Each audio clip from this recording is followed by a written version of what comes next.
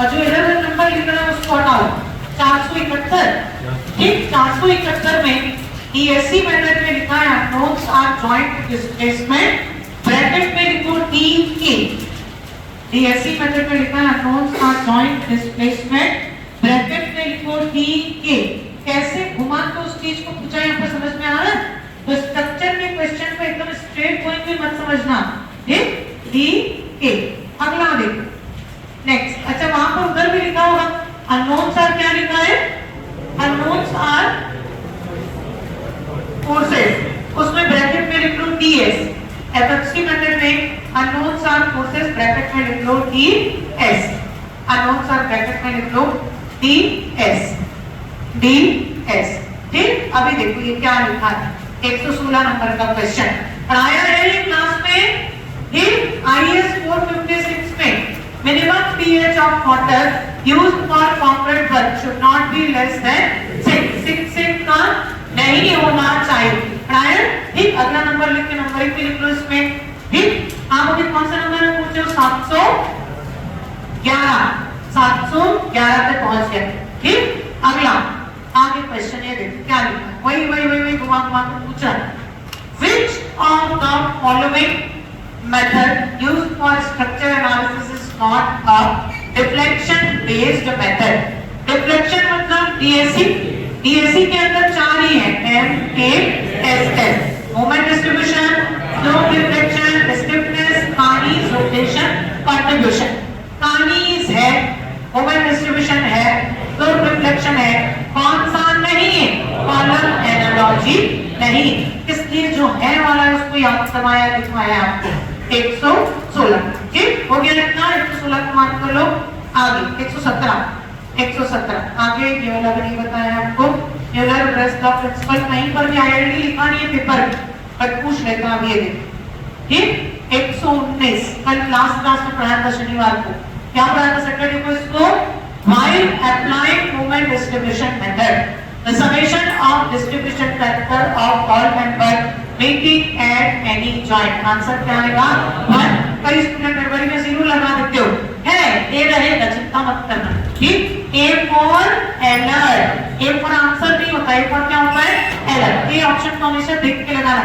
Paper hall में hard copy में C नहीं दिखता कई बार, ठीक। ये होगा आपके साथ, सबके साथ होता है पेपर C या D ऑप्शन, मेरे को केवल B ऑप्शन दिखता नहीं था, ठीक। तो A और D पे आंसर लगाते हैं, छुपा रहता है आंसर B और C पे, तो मार्क करना, ठीक। अगला क्वेश्चन, इसको लिखने की जरूरत नहीं है। The neutral axis of each of the following case coincides with the critical neutral axis, answer आएगा बैलेंस सेक्शन, ठीक।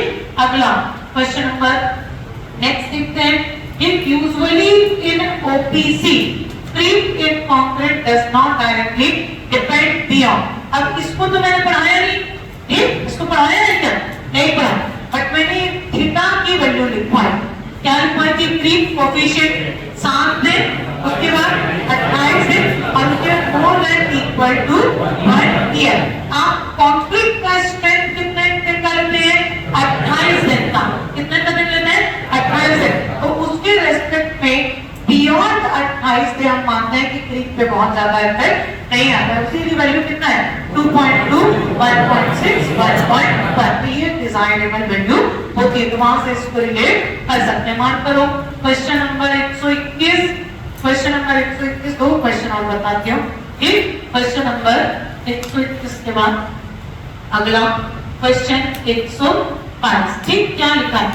Structure in which marked changes in plant dimensions को छोड़ दो, ठीक। ये तो जॉइंट में बात आएगी, ठीक। उसके बाद ये shear reinforcement in reinforced cement concrete beam usually provided in all of the following ways except none of the above लिख देता, कौन सा इनकरेक्ट है लिख देता।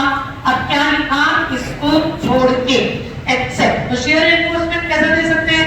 स्टेरर, इंक्लाइंड बार, लॉन्गिट्यूडनल बार कभी भी स्टेरर नहीं होता, ठीक।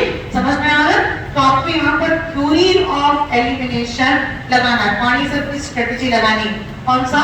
थ्योरी ऑफ एलिमिनेशन, ठीक। चलो अगला देखते हैं। 123 के बाद आ गए 124। 124 में क्या बोलता है? ठीक, हाँ अगला ये लैब की बात कर रहा है, इसको भी छोड़ दो, लैब की बात कर रहा है, लैब पढ़ाऊंगी।